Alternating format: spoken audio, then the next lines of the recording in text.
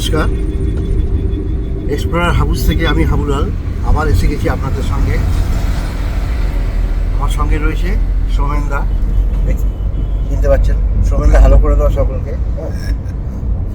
আজকে আমরা চলেছি বারাসাতের উদ্দেশ্যে। ওখান থেকে আমরা যাব বেড়াচাঁপা। যেতে যেতে পথে আপনাদের দেখাবো এবং কোথায় যাচ্ছি সেটাও পরে বলছি। চলুন আমাদের সঙ্গে।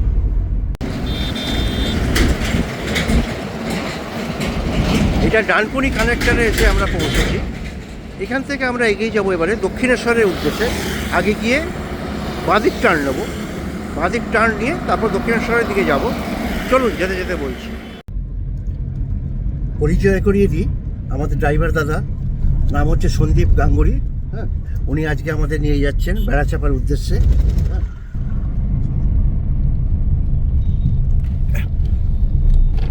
আমরা দক্ষিণেশ্বরের দিকেই এগোচ্ছি। ডান দিকে দেখুন, আমরা পৌঁছে গেলাম দক্ষিণেশ্বর ব্রিজ। এগিয়ে চলেছি। অদূরে দেখতে পাচ্ছেন দক্ষিণেশ্বর মন্দির। ফেন্সিংটার জন্য একটু ডিস্টার্ব হচ্ছে বটে। হ্যাঁ, দেখুন মোটামুটি দেখা যাচ্ছে। হ্যাঁ, দূরে ওই দক্ষিণেশ্বর ব্রিজ। আমরা ব্রিজের মাঝামাঝি প্রায় পৌঁছে গেছি। চলুন এগোই। আমরা এই বেলঘরিয়া এক্সপ্রেস ধরলাম। দক্ষিণেশ্বর থেকে টার্ন নিয়ে বাঁদিকে নিলাম, নিয়ে বেলঘরিয়া এক্সপ্রেস ধরে আমরা এবারে এগিয়ে যাচ্ছি। দেখুন এই যশোর রোডের কানেক্টরে আমরা উঠলাম। এইবারে আমরা বারাসাতের উদ্দেশ্যে এগিয়ে যাব, তাই তো? হ্যাঁ, হ্যাঁ, চাপাটালি ঐতিহাসিক জায়গা। গুপ্ত যুগের যে নিদর্শন, হ্যাঁ বলো বলো বলো বলো বলতে থাকো। গুপ্ত যুগের নিদর্শন আছে বেড়াচাপাতে। বেড়াচাপাও আপনারা এসে দর্শন দেখে যেতে পারেন। ছেলেপুলেদের নিয়ে আসবেন, তারা ইতিহাস সম্পর্কে জানবে, শিখবে। এইসব জায়গা আমরা অনেকে ভুলে যাচ্ছি। আমরা পিকনিক স্পট খুঁজছি, কিন্তু বেড়াচাপা খুব ভালো বেড়াবার জায়গা। বিশেষ করে বাচ্চাদের নিয়ে এলে তারা কিছু জানবে, জানতে আগ্রহী হবে। ওকে, আমরা প্রায় বেড়াচাপা এসে পৌঁছে গেছি। আর 1 কিলোমিটার মতন রাস্তা এসে আমরা বেড়াচাপার মোড় পৌঁছবো। সেখান থেকে আমরা আবার ধান্যকুড়িয়ার দিকে রওনা হব।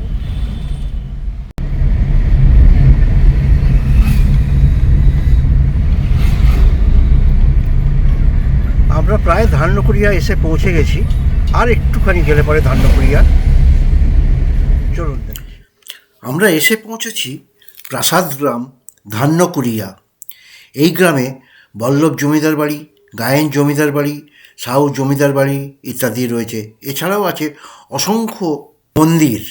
এক কথায় অপূর্ব। আচ্ছা, এক সেকেন্ড, আপনাকে একটা কথা জিজ্ঞেস করি। এখানে গায়েন বাড়িটা কোনখানটা একটুখানি বলবেন? ডান দিকে। আর বল্লভ বাড়ি হচ্ছে সামনে। আচ্ছা, আপনি কি স্থানীয় বাসিন্দা? আচ্ছা, আমাদের যদি একটু হেল্প করেন, একটু যদি ওনার একটু নিয়ে যান, হ্যাঁ, তাহলে খুব ভালো হয়। তা চলুন একটুখানি আমরা আগে গায়েন বাড়ি যাই। হ্যাঁ, ভালোই হলো আপনার সঙ্গে পরিচয় হয়ে। হ্যাঁ, আপনার নামটা যদি একটুখানি কাইন্ডলি বলেন। চন্দ্র ঘোষ। কার্তিক চন্দ্র ঘোষ। আচ্ছা, আপনি কি স্থানীয় বাসিন্দা? আমি স্থানীয় বাসিন্দা। যাক, আপনার সঙ্গে খুব ভালো লাগলো পরিচয় হয়ে। একটুখানি যদি আমাদের এইগুলো একটু ঘুরিয়ে দেখান, হ্যাঁ, বা ইয়ে করেন, একটু বিস্তৃতভাবে একটু যদি কিছু বলেনও, হ্যাঁ অবশ্যই, তাহলে হ্যাঁ, যেটুকু জানি সেটুকুই বলবো। নিশ্চয়ই নিশ্চয়ই, হ্যাঁ নিশ্চয়ই। ঠিক আছে, চলুন যাই, ভেতরে যাই।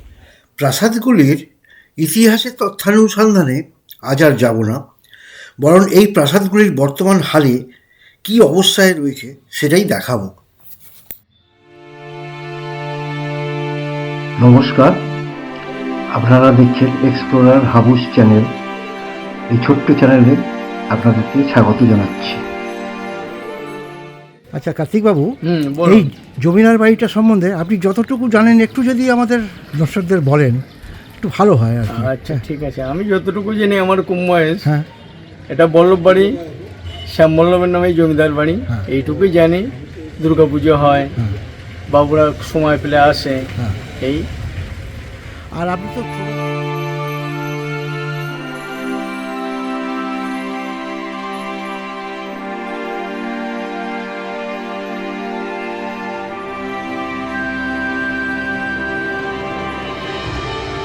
আর মেন আদিপুরুষের কি নামটা বললেন একটু? শ্যাম বল্লভ। শ্যাম বল্লভ। শ্যাম বল্লভ কলকাতার শ্যামবাজারের কলকাতা নামই শ্যাম বল্লভ। শ্যামবাজার। এইটুকু আমার বাবা তোমার মুখে গল্প শোনা। আচ্ছা আচ্ছা আচ্ছা।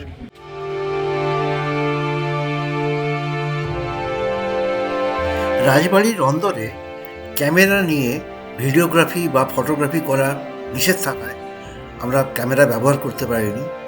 মোবাইল দিয়েই যতটা পেরেছি ছবি তুলেছি, হ্যাঁ, তুলে আপনাদের দেখাচ্ছি, দেখুন।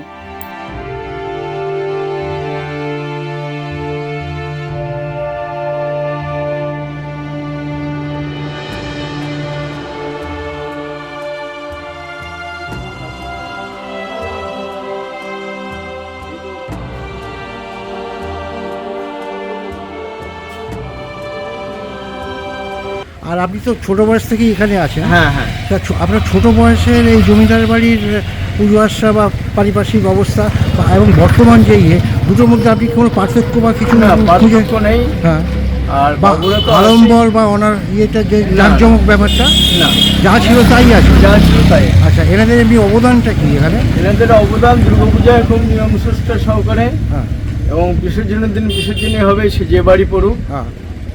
কোনো দেখা দেখির ব্যাপার নেই।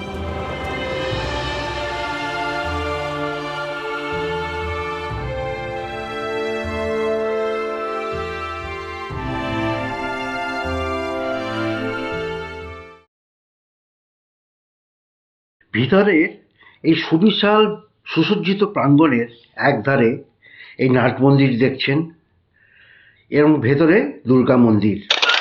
এক সময়ের এই সুদৃশ্য ঝাড়বাতিটি আজ আর সন্ধ্যায় আলোকিত হয় না।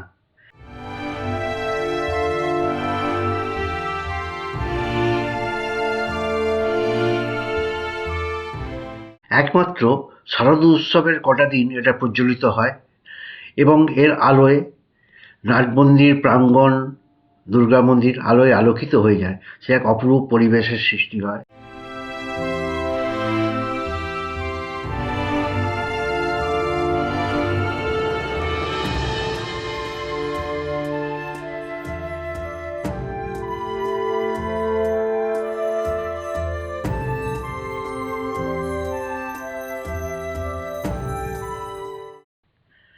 প্রাঙ্গণের একদিকে যেমন আপনারা দেখলেন দুর্গা দালান বা নাট মন্দির, বাকি তিনটে দিক বিশাল বারান্দা, এবং বারান্দাতে দেখতে পাচ্ছেন সমস্ত ওদের আদি পুরুষদের ছবি যত্ন সহকারে সব ডিসপ্লে করা রয়েছে। প্রাচীন ব্যবহৃত আয়নাও দেখতে পাচ্ছেন। এনারা সব এই বংশেরই আদি পুরুষ।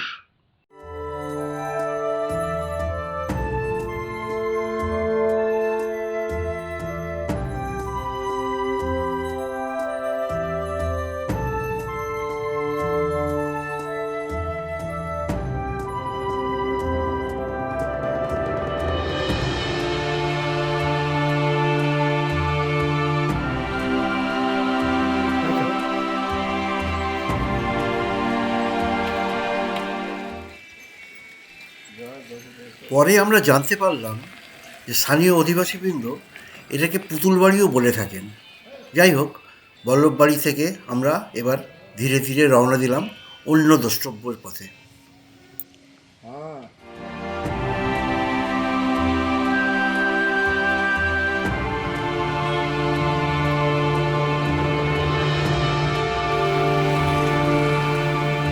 এটা কি রমাপতখানা বলবে না, মানে এই বল্লভ বাড়িটি আর কি।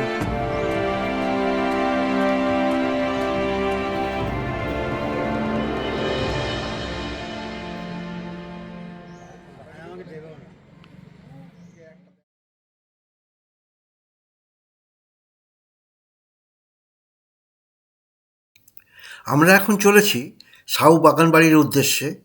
পথে যেতে যেতে এই পঞ্চচূড়া বিশিষ্ট এই শ্বেত শুভ্র মন্দিরটি পড়ল। নামটা ঠিক বলতে পারছি না এই মুহূর্তে।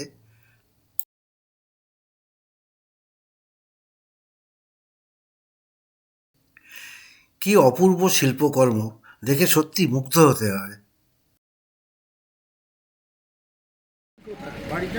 ও, এটা মানে সাউথের বাগান বাড়ি, এটা বাগান বাড়ির গেট। এটা এটা সাউ বাগানবাড়ির গেট। ওই সামনেই বাড়ি। হ্যাঁ, দেখো এখানেও দেখো মানে গাছপালা হয়ে একদম এটা আষ্টে পৃষ্ঠে ইয়ে করে দিয়েছে।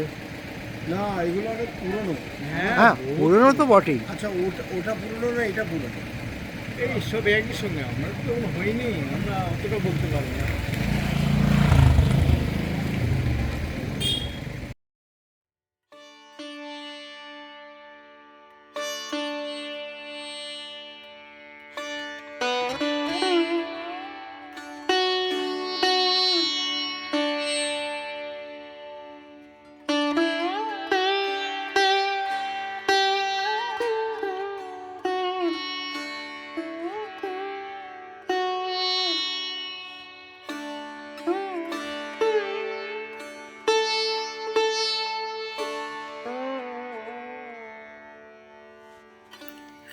ছাদের কার্নিশটা দেখুন, কি সুন্দর শিল্পকলা।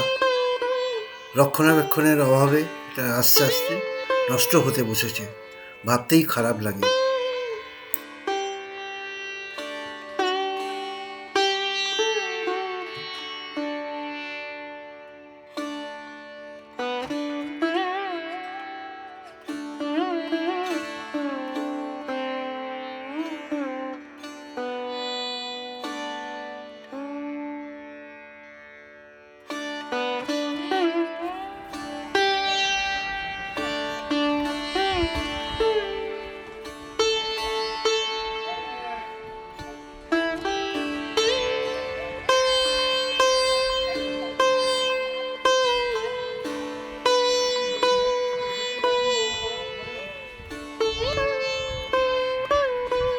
আমরা সাউবাড়ির এই বাগান বাড়িতে এসেছি। বাগান বাড়ি যেখানে, যদিও বাগান বাড়িটি পরিত্যক্ত, হ্যাঁ, কেউ নেই, শুনশান একদম। হ্যাঁ, কিন্তু পরিবেশটা দেখুন, মানে বাড়ির যে সৌন্দর্য বা নিখুঁত একদম। একটু তুলে ধরার চেষ্টা করছি, দেখুন।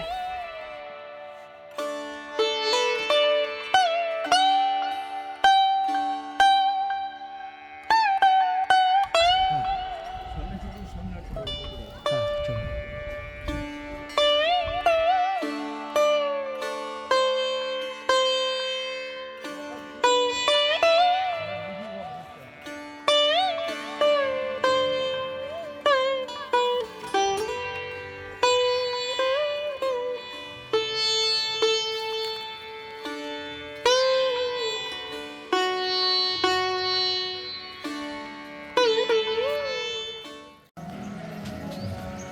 বলুন। আর এটা শাহবাগান, শাহবাবুদের পুকুরে, এইটুকু আমি জানি।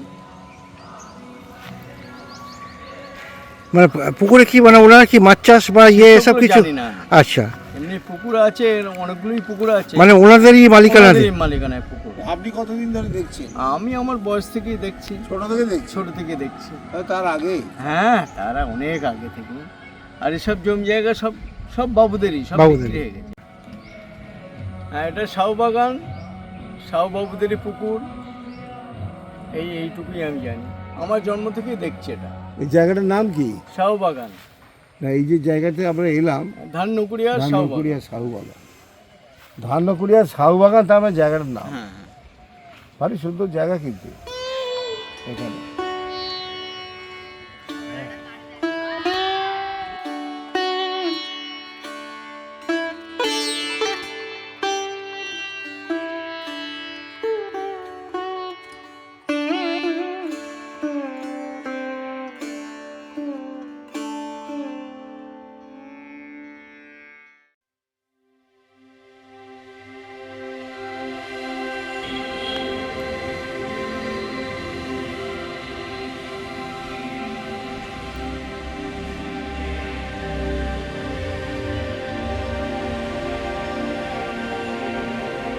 এটা সাউ জমিদার বাড়ির ঠাকুর দালান আপনারা দেখছেন। হ্যাঁ, এই নাট মন্দির। আর এখান থেকে ঠাকুরের বেদিটা দেখা যাচ্ছে না, না বেদি বোধহয় ঘরের ভেতর আর কি। ওখানে কোনো বেদি। কি নিখুঁত স্থাপত্য শৈলী! খিরানের এই অপূর্ব কারুকাজ যথেষ্ট কৃতিত্বের দাবি রাখে। আমার চোখে পূর্ববর্তী রাজবাড়ির ঠাকুরদালানের চেয়ে এটি যেন আরও সুন্দর।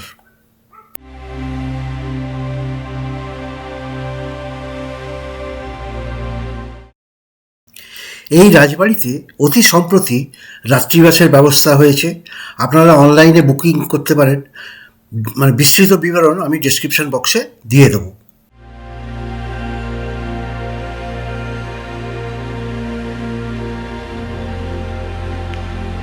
এটা তাহলে কোথায় নিয়ে এলেন আমাদের? এটা গাইন বাড়ি, আচ্ছা ধারণপুরের হ্যাঁ গাইন বাড়ি। আচ্ছা, একটু বলুন, একটু ডিটেলস কিছু বলুন। এর এই সম্বন্ধে ডিটেলস খুব একটা জানি না। দুর্গাপুজো হয় হ্যাঁ, বাড়ি। আপনারা দেখছেন গায়েনবাড়ির এই প্রাঙ্গণ সংলগ্ন রাজবাড়ির যে দৃশ্য দেখা যাচ্ছে সেটাই দেখতে পাচ্ছেন, এবং নাট মন্দির ও দুর্গা দালান এইটুকুনি আমাদের দেখতে পাওয়া যাচ্ছে। এর বাইরে আমাদের যাওয়ার কোনো অনুমতি না থাকায় আমরা দেখাতে পারছি না। কাঙালি ভোজন বা না, সব ভালো ভালো করে খাবে, আমার আপনার ভালো করে খাবে, চেয়ার টেবিলে বসে। চেয়ার টেবিলে বসে। বর্তমানে সেগুলো সব বন্ধ নাকি? আচ্ছা, এমনি এখন অনুষ্ঠানটাই হয়। ঠাকুর 4 মন্দিরের ঠাকুর ওই রাস মন্দির যেখানে নিয়ে গেছেন ওখানে যায় 10টা থেকে 12টা পর্যন্ত, 2টো পর্যন্ত। আমরা 2টোর সময় আমার ঠাকুর নিয়ে ফিরি, হরিনাম করতে করতে যাই। আমিও যাই।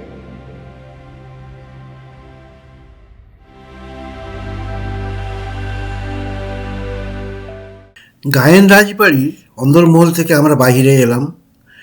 এসে বিশাল প্রাঙ্গণের মধ্যে মন্দির, নহবতখানা, অনেক কিছুই রয়েছে।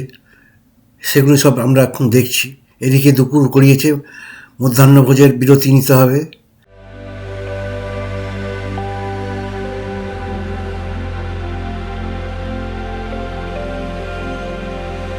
আমার এই প্রতিবেদনটি যদি আপনাদের ভালো লেগে থাকে তাহলে শেয়ার করে দেবেন, লাইক করে কমেন্ট দেবেন, এবং চ্যানেলে যদি নতুন হয়ে থাকেন দয়া করে সাবস্ক্রাইব করে দেবেন। হ্যাঁ, এর রাসমঞ্চ, হ্যাঁ। এখানে বসে আমরা হরিনাম করি, ঠাকুর। ও আচ্ছা, এখানে আপনি আসেন? হ্যাঁ, আচ্ছা, কখন মানে হরিনাম কি মানে রোজই হয় না, রোজ না, বা কোনো অনুষ্ঠানে? মন্দির নিয়ে যাচ্ছেন।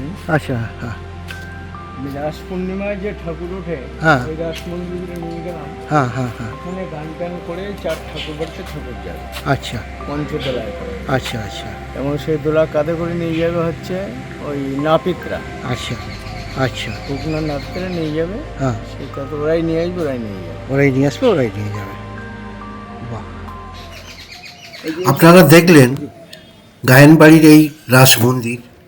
আরেকটা জিনিস আমরা জানতে পারলাম, কার্তিকবাবু এখানে মানে হরিনাম সংকীর্তন করেন আর কি। ভালো লাগলো শুনে। এই বাড়িতে আপনার হ্যাঁ,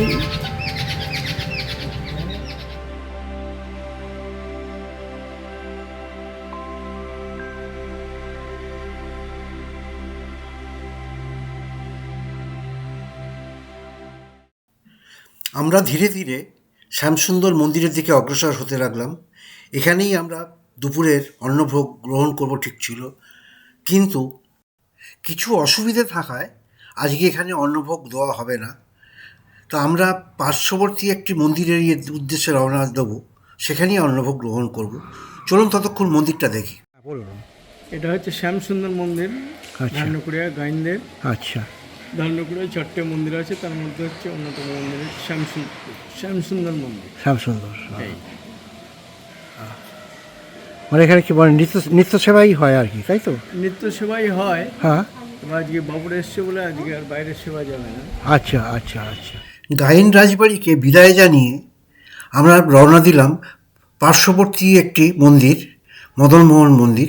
ওখানেই আমরা দুপুরবেলার অন্নভোগ গ্রহণ করব।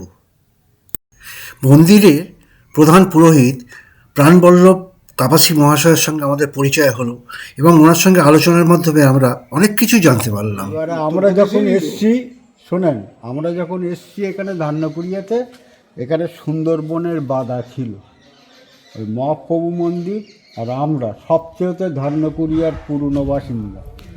ঠিক আছে, মহাপ্রভুরা জঙ্গল কেটে বসেছিল, ওদেরকে বাধা কাটা মোড়ল বলে। আর আমাদের এইখানে ছিল কাবাসতুলোর বাগান, ঠিক আছে? আচ্ছা সেই কাবাসতুলো গাছ কেটে আমরা বসেছি। আচ্ছা, আপনার নামটাও একটু বলে দিন। আমার নাম প্রাণবল্লভ কাবাস। তারপরে আপনি যান বৃন্দাবনে, আপনি যান হরিদ্বারে, রাধানাথ কাবাসের বিশাল। আর কাবাসীরা কি পূর্ববঙ্গের লোক না পশ্চিমবঙ্গের? না না, আমরা অ্যাকচুয়ালি যতদূর আমার ছোটোবেলায় শোনা, আমি সঠিক বলতে পারবো না, আমরা উত্তরপ্রদেশে গেল। হ্যাঁ, উত্তরপ্রদেশ থেকে ব্রাহ্মণরা হ্যাঁ, আমরা বৈষ্ণব। বেশিরভাগ ব্রাহ্মণ। আর রাধানাথ কাবাসী আমার হচ্ছে ঠাকুরদা, মানে ঠাকুরদাদার বাবা, ঠিক আছে? তো উনি কি করতেন? উনি কি উনি একজন মানে ন্যাশনাল লাইব্রেরিতে উনি লাইব্রেরিয়ানের চাকরি করতেন, আচ্ছা, ঠিক আছে? এইবারে উনি এই ধর্ম নিয়ে, হিন্দু ধর্মের নিয়ে উনি গ্রন্থ লিখে গেছেন, যে গ্রন্থের নাম হচ্ছে বৃহৎ ভক্তি তত্ত্ব সার 1 নম্বর, দ্বিতীয় হচ্ছে ভক্তিরত্ন হার, তৃতীয় হচ্ছে ভক্তিরত্ন মালা, তারপর চৈতন্য চৈতামৃত, শ্রীমদ্ ভাগবত, এই কটা গ্রন্থের নাম আমি জানি। মানে আচ্ছা কার্তিকবাবু, হ্যাঁ বলুন। আপনাকে তো প্রথমেই অসংখ্য ধন্যবাদ জানাই। হ্যাঁ, আপনাকেও আপনি ধন্যবাদ। এই যে মানে 3টে জমিদার বাড়ি, মানে রাজবাড়ি আর কি যাই বলুন, প্লাস ওই বাগান বাড়ি যে সাউথের দেখালেন, খুবই ভালো লাগলো। হ্যাঁ, দারুণ আনন্দ পেয়েছি। নবদ্বীপ মন্দিরে গিয়ে মানে আপনাদের পূর্বপুরুষে কার নাম করলে মোটামুটি সবাই নাম করলেই তো, মানে নবদ্বীপ যান, পুরী যান, হ্যাঁ পুরীতে একটা রাধানাথ কাবাসী, মানে যে কেউ একজন হ্যাঁ। ওই শ্মশান আছে না, পুরীর শ্মশান, ওই হ্যাঁ। দিকে যাবেন, একটা কৃষ্ণ মন্দির আছে। আর আপনি যদি একটু আমাদের বলেন যে আপনি কি করেন, মানে পেশায় আপনার কি আমি সেটা- একজন ঘিয়ের ব্যবসায়ী। আমাদেরও জানা রইলো। আপনার প্রয়োজনে তাহলে আপনার থেকে আমরা নিতে পারবো, বা আমার বন্ধু বান্ধবদেরও বলে দেবো যে আপনার থেকে কালেক্ট করতে। আচ্ছা। নিশ্চয়ই। হ্যাঁ, আজ এখানেই শেষ করলাম, দেখা হবে পরবর্তী ভিডিওতে। ভালো থাকবেন, নমস্কার।